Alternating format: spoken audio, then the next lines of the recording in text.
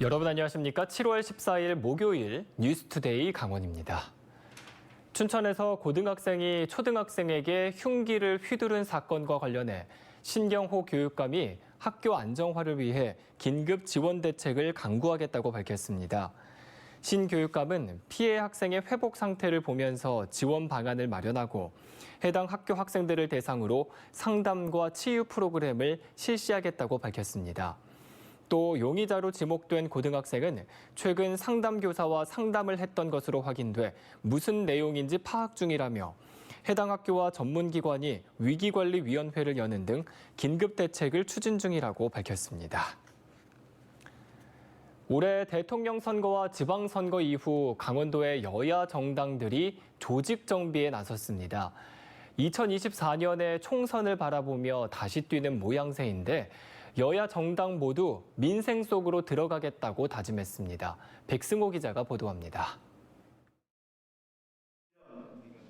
지난 대선과 지선에서 국민의힘 강원도당을 이끌며 선거 승리를 이뤄낸 유상범 위원장.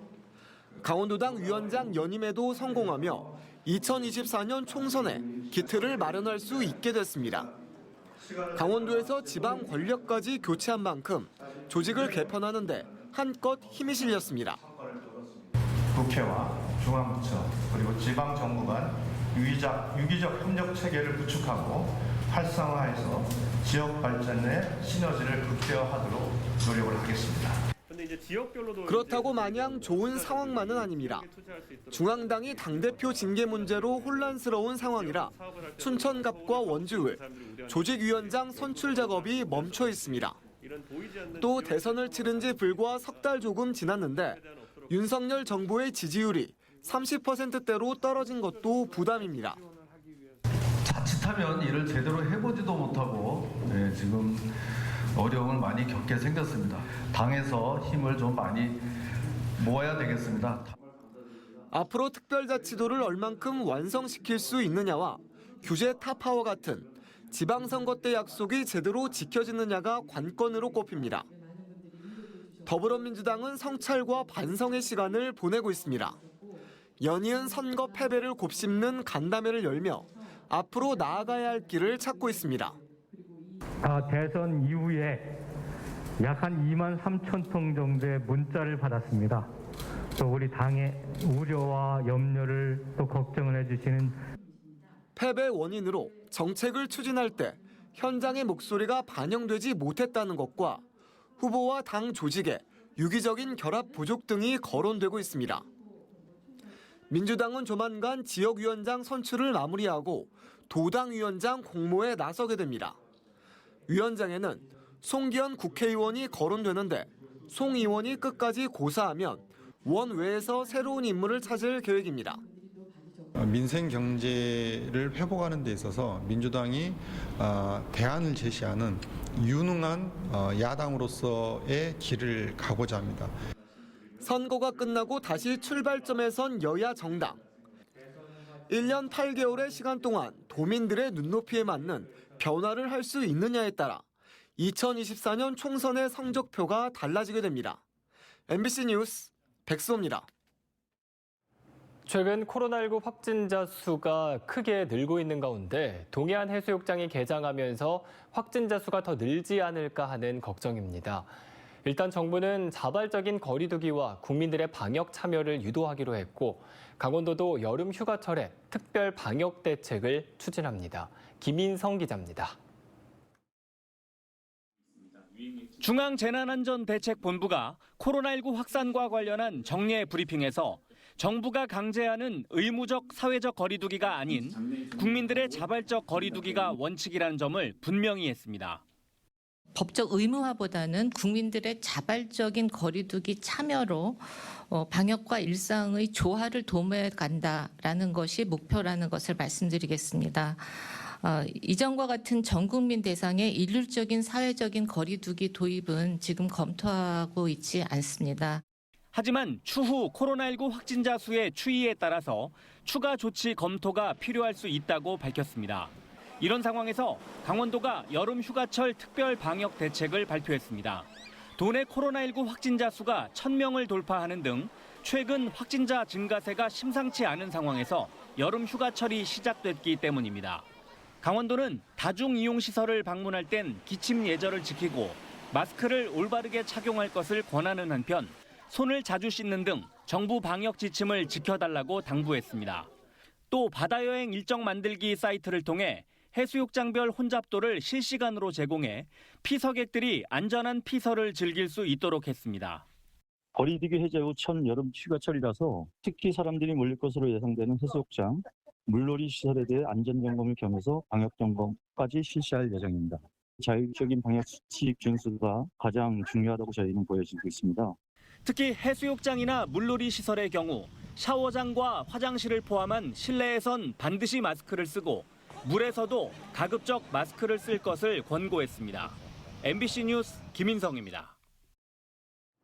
강원 최대의 성매매 집결지라는 오명을 안고 있는 원주 힘해촌에서 3년째 도시재생 사업이 추진되고 있습니다. 집장촌을 폐쇄하고 문화저변을 넓히겠다는 계획이었지만 성매매 업소는 여전히 영업하고 있는데요. 문화사업과 집장촌의 어석한 공존을 넘어서 진정한 변화를 꿈꾸는 도시재생 현장을 권기만 기자가 취재했습니다. 작년 말 문을 연 원주시 여성 커뮤니티 센터입니다. 학성동 도시재생 사업의 일환으로 건립돼 지역 여성과 주민들의 문화공간으로 활용되고 있습니다. 하지만 해가 지면 센터는 문을 닫고 주변에 붉은 불빛들이 하나둘 켜집니다. 불법 성매매 업소들의 영업이 시작된 겁니다. 집장촌과 도시재생, 성매매와 문화센터라는 어울리지 않는 단어가 한 뼘도 안 되는 담벼락을 사이에 두고 공존하고 있는 겁니다. 때문에 학성동 도시재생 사업을 절대 성공할 수 없는 예산만 낭비하는 사업이라고 보는 비판적 시각도 적지 않습니다. 다양한 프로그램들을 진행을 하고 있는데 학성동이 구도심이다 보니까 일단 이 지역에 잘 오려고 하지 않으시고 힘해촌 관련된 그런 이 지역에 대한 안 좋은 이미지 때문도 많이들 방문하지 않으려고 하시는 부분들도 있는데요. 하지만 현장에서는 크고 작은 변화들이 나타나고 있습니다. 집장촌 입구와 연결되는 어두웠던 시장에는 10여 명의 지역 예술인들이 자리를 잡으면서 분위기가 확 달라졌습니다. 작가분들이 못 들어오셔가지고 다 조금씩이라도 이제 해놔가지고 기름이 깨끗해져서 좋아요. 우리 사람들이 오면은 아유 옛날 모습이 없고 좋아졌다고 그렇게 얘기들을 해요. 낯선 외부인을 경계하던 주민들도 조금씩 마음을 열고 있습니다. 업소들이 또 많잖아요. 업소 포주들도 처음에는 저희들을 참 너무 싫어하더라고요. 저 사람들이 와서 자기네들 이제 영업이 망가진다 이렇게 생각해서 여기를 지나다니기가 무척 힘들었었어요. 근데 이제는 그냥 자연스럽게 좀 받아들이는 현상이고 일반 시민들에게는 사실상 출입 금지 구역으로 여겨지던 곳이지만 이제는 어린이들까지 찾아와 문화를 체험하고 즐기는 도심 속 문화공간으로 변해가고 있습니다. MBC 뉴스 권기만입니다. 미디어 산업이 발전하면서 청소년들이 진로 선택을 고민하고 지역민들의 관심도 높아졌지만 이를 채워줄 만한 기회는 많지 않은 게 현실입니다. 급변하는 미디어 환경 탓에 비어있던 지역 방송국이 이런 갈증을 해소하는 장소로 바뀌어가고 있습니다. 배연환 기자입니다. 방송 제작에 실제로 사용되는 카메라를 어깨에 올리고 직접 촬영 연습도 해봅니다. 뉴스 앵커를 촬영하는 카메라도 손으로 조작해봅니다. 얼마 전까지 실제 뉴스를 만들었던 스튜디오에 앉아 앵커가 되어 뉴스도 소리내 읽습니다. 영동 지역 학생을 대상으로 언론 관련 진로 교육을 하는 미디어 스쿨이 지난해부터 MBC 강원 영동 삼척 사옥에서 진행되고 있습니다. 지난해부터 올해까지 25개 학교 2,100여 명의 학생들이 참가할 정도로 관심이 높습니다. 체험한 아이들과 학생들에게도 진로 쪽으로 도움이 된다고 생각해서 확실히 이렇게 계속 체험하는 게 좋은 것 같다고 생각합니다. 미디어 스쿨에 이어 상시 진로 교육이 가능한 미디어 도서관도 문을 열었습니다. 프랜차이즈 업체 사회 공헌 사업의 하나로 문을 열게 된 미디어 도서관은 2,500여 권의 진로 관련 도서와 멀티미디어 시설, 강의 스튜디오 등을 갖췄습니다. 이곳에서 앞으로 진로 교육은 물론 방송 미디어 지도사, 진로 적성 상담사 등 미디어 인재들도 양성할 계획입니다. 아이들에게 다양한 체험을 권장하는 그런 시대이기 때문에 직접 MBC 이 공간으로 찾아와서 미디어 라이브러리에서 자기들이 하고 싶은 그 활동을 할 수 있도록 이렇게 공간이 마련되어서 굉장히 많은 도움이 될 것 같습니다. 미디어 스쿨은 지역 학교에 신청을 받아 진로 교육을 진행하고 있으며 미디어 도서관은 월요일을 제외한 화요일부터 일요일까지 오전 10시에서 오후 6시 사이에 지역민들에게 개방될 예정입니다. MBC 뉴스 배현환입니다. 강원도가 원주의 반도체 클러스터 조성을 위한 진흥원 설립을 추진하는 등 삼성 반도체 공장 유치 작업에 속도를 내고 있습니다. 강원도는 반도체 관련 400여 개 기업을 분석하고 우선 유치가 가능한 기업을 접촉하는 한편 창업기업 투자 촉진 보조금을 확대하고 가칭 원주 반도체 산업진흥원을 설립할 계획입니다. 또 김진태 도지사가 국민의힘 반도체 특위의 자문위원으로 참여해 원주의 반도체 클러스터를 조성하기 위한 당과 정부의 지원을 이끌어낸다는 계획입니다. 한편 이를 위해 오늘 김 지사가 도내 대학 총장들을 만나 반도체 교육과정 운영에 대해 논의하고 경제부지사는 반도체 특화단지 조성 예정지를 현장 점검할 계획입니다. 올해 6월 강원도의 고용률이 소폭 하락한 것으로 나타났습니다. 강원지방통계지청에 따르면 지난달 강원도의 고용률은 63.9%로 지난해 같은 달보다 0.1%포인트가 감소했습니다. 취업자 수는 84만 5천 명으로 2천 명이 늘었지만 경제활동이 가능한 15세 이상 인구가 4천 명 늘었기 때문입니다. 농림어업 분야 취업자는 1만 2천 명이 늘었고 도소매, 숙박, 음식업은 1만 2천 명이 감소한 것으로 나타났습니다.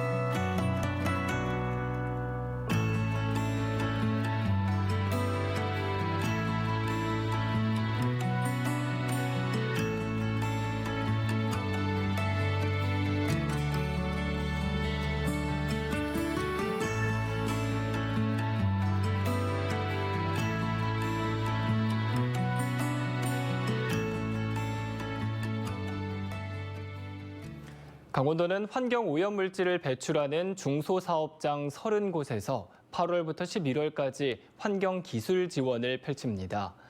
환경기술 지원은 환경 관련 전문가가 사업장을 방문해 환경오염물질 배출 저감과 방지시설 운영 방법을 전수하고 기업의 환경 관련 애로사항을 해결하는 사업입니다. 강원도는 환경기술 지원을 통해 환경오염 사고를 예방하고 기업의 운영비 절감과 환경관리 능력 강화 효과를 기대하고 있습니다.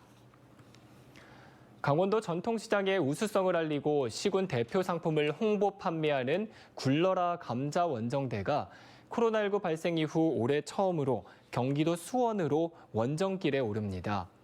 감자 원정대는 내일부터 사흘 동안 수원 메세 전시장에서 열리는 2022 대한민국 명품 특산물 페스티벌에 참가합니다. 강원도 전통시장과 생산농가 24곳이 참여해 오징어 순대, 옥수수와 건어물, 더덕 등의 대표 상품을 직접 판매합니다. 비무장지대에서 열리는 음악축제인 PLZ 평화와 생명의 땅 페스티벌이 오는 24일부터 10월 29일까지 열립니다. PMZ 페스티벌은 DMZ가 생명과 평화의 땅이라는 메시지를 전하기 위해 지난 2018년 처음 열린 지역 문화축제입니다. 올해는 오는 24일 고성 제진역을 시작으로 10월 29일까지 인제와 양구, 화천과 철원 등에서 이어집니다. 특히 올해 축제에는 피아니스트 임미정과 첼리스트 최하영 등 정상급 연주자와 오페라와 현대무용 등 다채로운 공연들이 펼쳐집니다. 강원도 집다리골 자연휴양림이 오는 18일부터 8월 21일까지 여름철 극성수기에 예약제를 시범 운영합니다. 예약은 전국 자연휴양림 예약 사이트인 숨나들이 홈페이지에서 받으며 숙박시설이나 데크시설을 예약한 이용객에 한해서만 휴양림 입장을 허용합니다. 대신 당일 이용객은 휴양림 입장을 제한합니다. 폐광 지역 관광 활성화를 위해 삼척시 도계읍 신포리에 조성된 뷰티스 마켓이 다음 달부터 시범 운영됩니다. 총 사업비 100억 원을 투입해 13,000여 제곱미터에 들어선 뷰티스 마켓은 헤어와 네일샵, 피부 진단실, 미디어 아트존, 교육장 등을 갖췄습니다. 삼척시는 전문 업체에 뷰티스 마켓을 위탁 관리하도록 하고 화장품 만들기와 피부 진단 등의 뷰티 체험도 가능하도록 할 계획입니다. 해양수산부가 오징어 어획 부진으로 어려움을 겪는 동해구 중형 트롤 어업인에게 긴급 경영 안정자금을 지원합니다.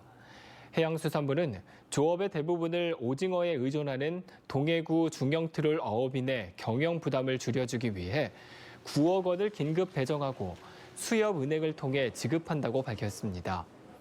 강원도에는 동해구 중형 트롤 어선 6척이 등록돼 있으며 한 척당 최대 3천만 원까지 대출 자금 지원이 가능합니다.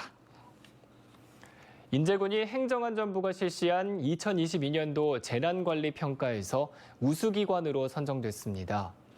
인제군은 이번 평가에서 재난 유형별 저감 활동과 방제시설 유지관리 실적, 선제적 대응체계 유지 등 그런 항목에서 높은 점수를 받았습니다.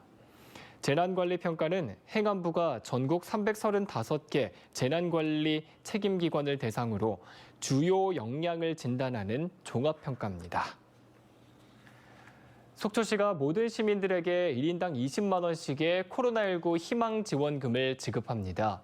이를 위해 시장 직속의 코로나 일상회복 긴급 대응 조직을 신설하고 다음 달 중 모든 시민들에게 희망지원금을 지급하기로 했습니다.